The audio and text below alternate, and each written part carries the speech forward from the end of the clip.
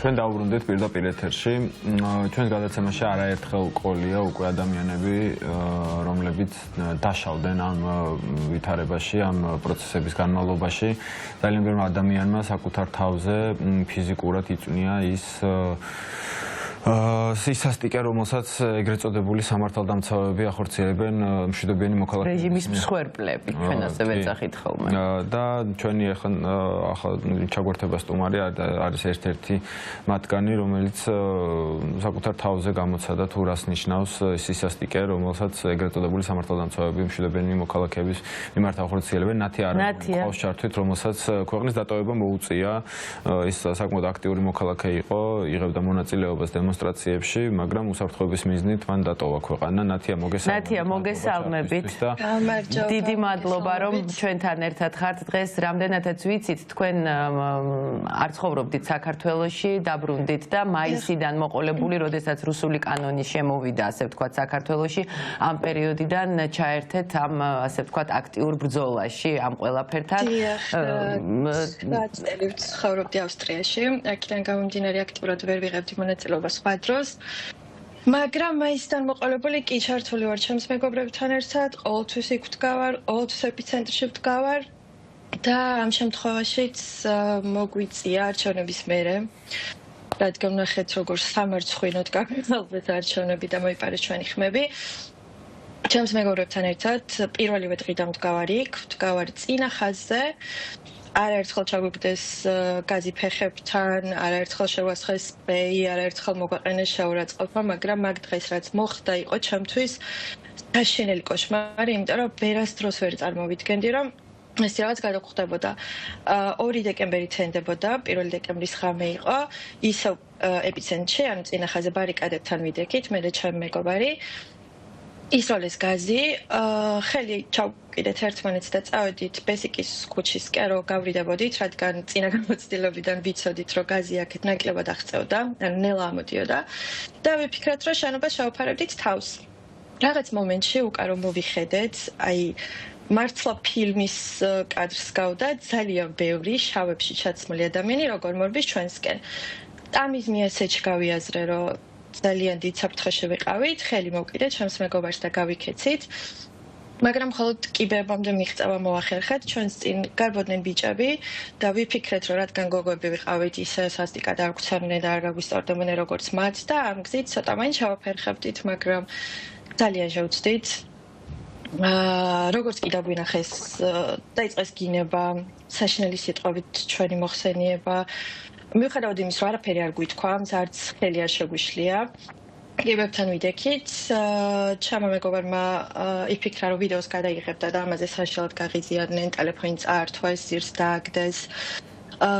დაიწყეს ჩვენი ცემა, ჩემ მეგობარს ხელი კლეს, კედელს მიენარცხა. მე ძირს დავვარდი, დამიწყეს თავში და ზურგში ერთმანეთს, როცა ჩემი მეგობარი გადამეფარა, შეგვასხვეს წიწაკის სპრეის სახეში, ანუ პირდაპირ თვალებში.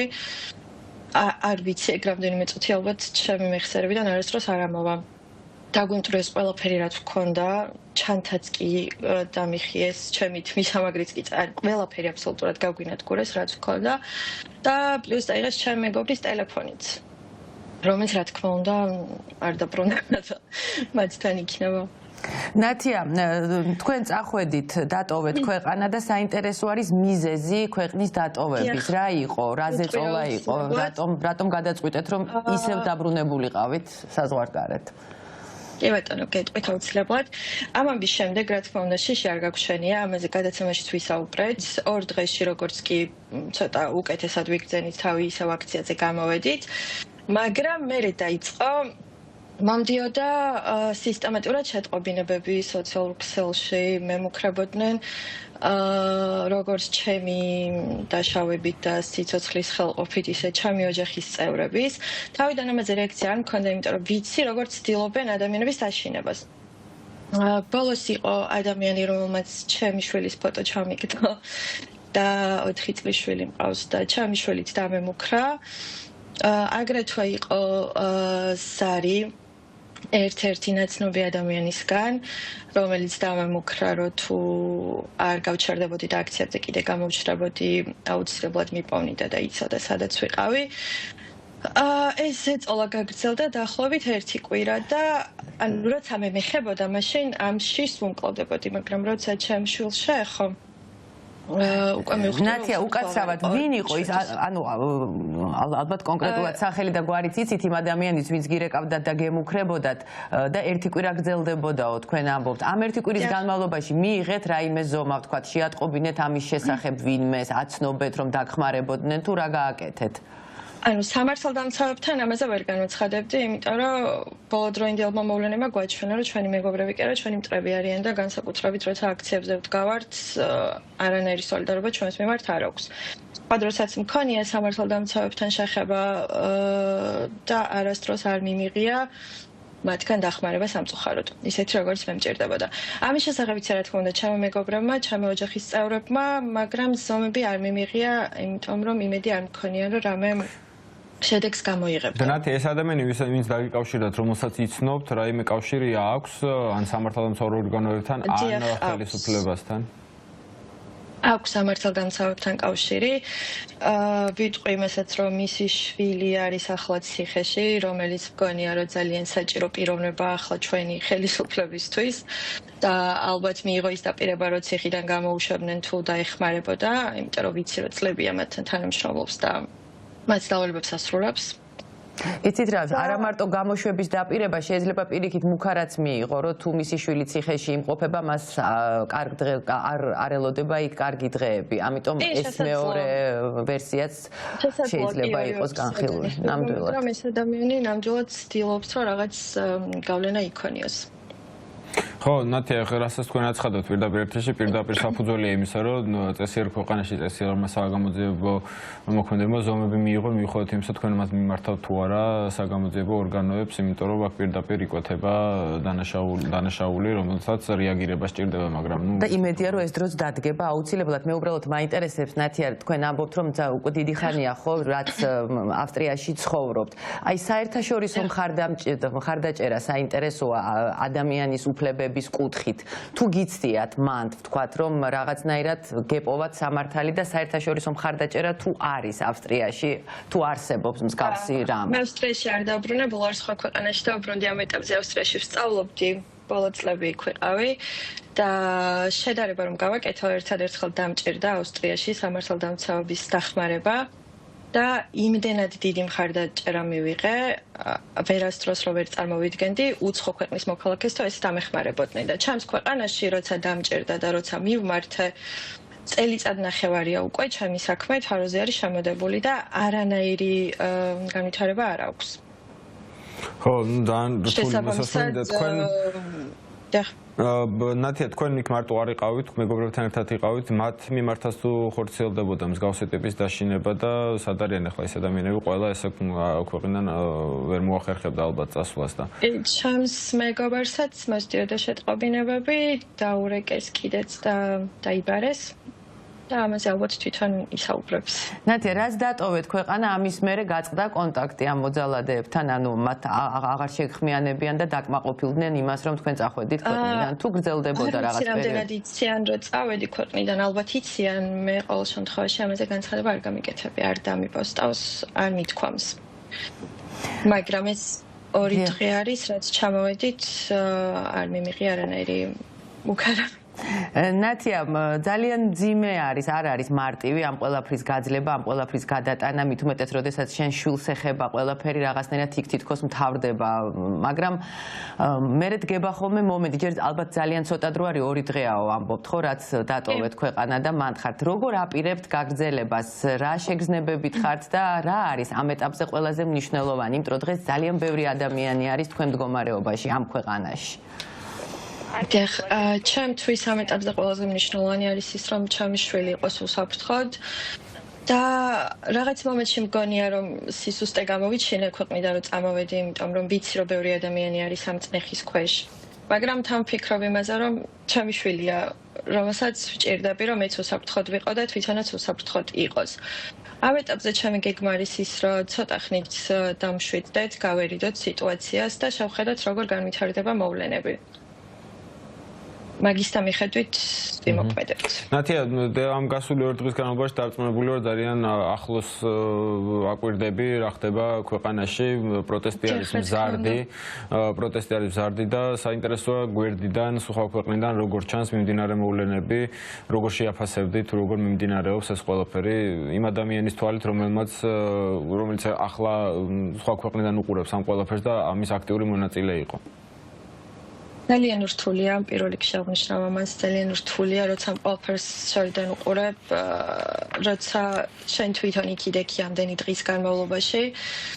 ძალიან მიჭირს ემოციურად, მაგრამ ეს მუხტი მაძლევს იმის იმედს, რომ ყველაფერი იქნება კარგად, იმის იმედს, რომ აუცილებლად გავიმარჯვებთ და ახლა დანებების დრო არ არის. და საინტერესოა, ფიქრობთ თუ არა იმაზე, რამდენად მნიშვნელოვანი არის, როდესაც მე იმედი მაქვს, რომ ეს ყველაფერი ძალიან პოზიტიურად დამთავრდება და ეს კეთილი ძალა ამ ქვეყანაში გაიმარჯვებს.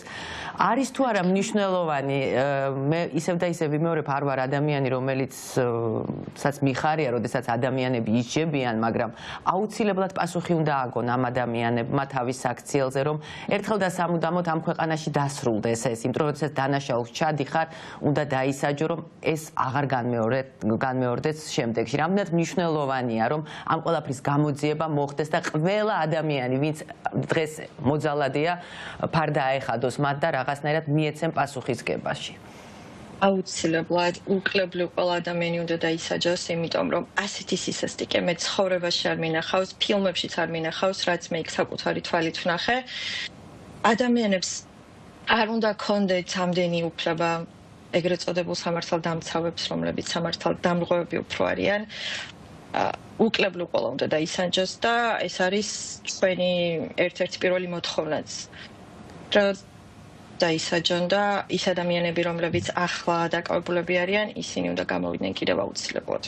ნათია, თუ გაქვთ ეს არის ორი ყველაზე მნიშვნელოვანი. ნათია, თუ გაქვთ რამე გეგმა, როგორ აპირებთ მაქედან რაღაცნაირად პროცესებში ჩართული, იმიტომ რომ ძალიან ბევრი ემიგრანტი არის ამ პროცესებში ჩართული დისტანციურად და სხვა არ არის აუცილებელი ყველა წინახაზზე იდგეს და რუსთაველზე იდგეს, პირდაპირ მინდა გითხრათ, იმიტომ რომ პროცესებში ჩართვა შესაძლებელია დისტანციურადაც და თუ ფიქრობთ რამენაირად ამ პროცესებში რაღაც თქვენი წვლილი შეიტანოთ სხვა ქვეყნიდან. რა თქმა უნდა ვფიქრობ და ჩემი გეგმა არის ასეთი, რომ აქაურ მედიას, აქაურ ორგანიზაციებს დავეკონტაქტო და ინფორმაციულ ომში ჩავება, ასე რომ ვთქვათ, მათ მივაწოდო ინფორმაცია და ამ გზით ვეცადო დახმარება. მან და დარწმუნებული ვარ, ალბათ არ ვასახელებთ სად იმყოფებით, მაგრამ არსებობენ ქართველები ქვეყნის სოფლის ყველა წერტილში, რომლებიც რაღაცნაირად გაერთიანებულები არიან, მათ შორის საელჩოსთან აპროტესტებენ და როგორც ახსენეთ, თუნდაც მედია და საინფორმაციო ომში არიან ჩართულები და დარწმუნებული ვარ, შემოიკრებთ გარშემო ადამიანებს ან შეუერთებით იმ ადამიანებს, რომლებიც უკვე შეკრებილები არიან და ჩაერთვებით ამ ბრძოლაში უკვე დისტანციურად. უნდა გითხრათ, რომ უკვე ჩართული ხართ, იმიტომ რომ ის რომ დღეს ჩვენთან ერთად ამ თემაზე საუბრობთ ხმამაღლა, ესეც უკვე ძალიან, ასე ვთქვათ, ძალიან კარგია და ძალიან მნიშვნელოვანი არის. არ არის მარტივი, მაგრამ ძალიან მნიშვნელოვანია და ეს არის ერთ-ერთი ბრძოლის, ასე ვთქვათ, გზა, რომელიც ამ ეტაპზე თქვენ აირჩიეთ. თქვენ ახსენეთ კიდევაც, რომ მე რაღაცნაირად თითქოსო თავს ვიდანაშაულებო, რომ წავედიო, მაგრამ მინდა გითხრათ, რომ ერთი წუთით არ უნდა გქონდეთ ამის შეგრძნება, იმიტომ რომ თქვენ ვალს იხდით თქვენი ქვეყნის წინაშე, თქვენ შულთან ერთად ხართ, დარწმუნებული ვარ, რომ გავაწლები და მე მოვუყვებით თქვენ უკვე გაზრდილ შვილს ამ ყველაფერს და რაღაცნაირად ესეც იქნება ისტორია თქვენი საინტერესო ცხოვრებიდან, რომელიც თქვენ მხოლოდ და მხოლოდ გაძლიერებთ. ეს ასე იქნება დარწმუნებული ვარ და თქვენი შვილიც იამაყებს თქვენით. ძალიან დიდი მადლობა. ძალიან დიდი მადლობა თქვენ, ნათია, გამბედაობისთვის და ქვეყნის სამსახურისთვის წარმატებებს გისურვებთ. მადლობა. ნახვამდის მშვიდობიანი დღე. მადლობა. ხო, მაიკო, როგორც ვახსენეთ, ძალიან მნიშვნელოვანი არის, რომ არ არის, ხდება ხოლმე რაღაც დაყოფა, რომ ვიღაც ვინსა დგას, როგორ დგას, შეუძლებელია ამ ხელა პროცესში ყველა რაღაც წინახაზზე იყოს და აუცილებლად ბარიკადებს აშენებდეს.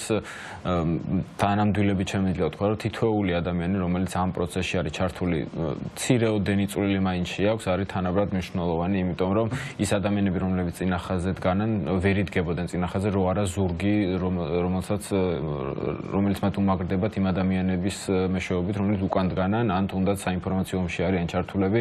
ყველა ეს პროცესი და ეს ბრძოლა არის მრავალწახნაგოვანი და ყველა ფრონტს ჭირდება თავის ჯარისკაცები და არ აქვს მნიშვნელობა ვინ სად არის ქვეყნის მსოფლიოს რომელ წერტილში და რუსთაველის გამზირზე რა ადგილას დგას. ყველა არის თანაბრად მნიშვნელოვანი, თითოეული ადამიანი არის შეუფასებელი ამ პროცესში. ამიტომ ამის მაგალითების შედეგიც გვაქვს. არავის არ უნდა კონდეს ის რეზერვაციები, რომ მე აქ ვარ, აქ ვიყავი და ეხა აქ მიწევს ყოფნა, პირიქით ყველა ადამიანი არის შეუფასებელი ამ პროცესში.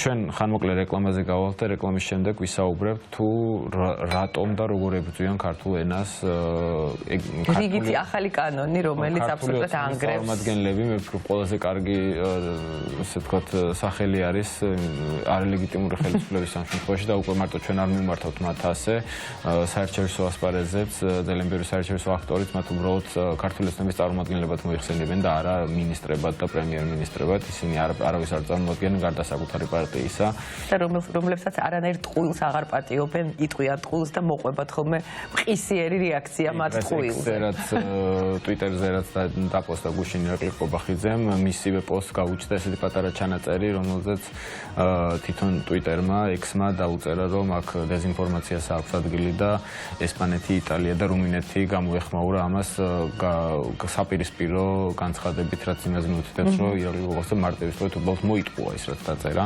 ამიტომ მათ აღარ აძლევენ იმის საშუალებას, რომ ეს დეзинფორმაციები ესე მარტივად ავრცელონ, როგორც აქამდე ავრცელებენ. ჩვენ ხანმოკლე რეკლამაზე გავალთ და რეკლამის შემდეგ დაგიბრუნდებით თუ რატომ და როგორ ებრძვიან ქართულ ენას საჯარო სამსახურში. ენათმეცნიერი მარინა ბერიძე გვეყოლება სტუდიაში. დაგველოდეთ.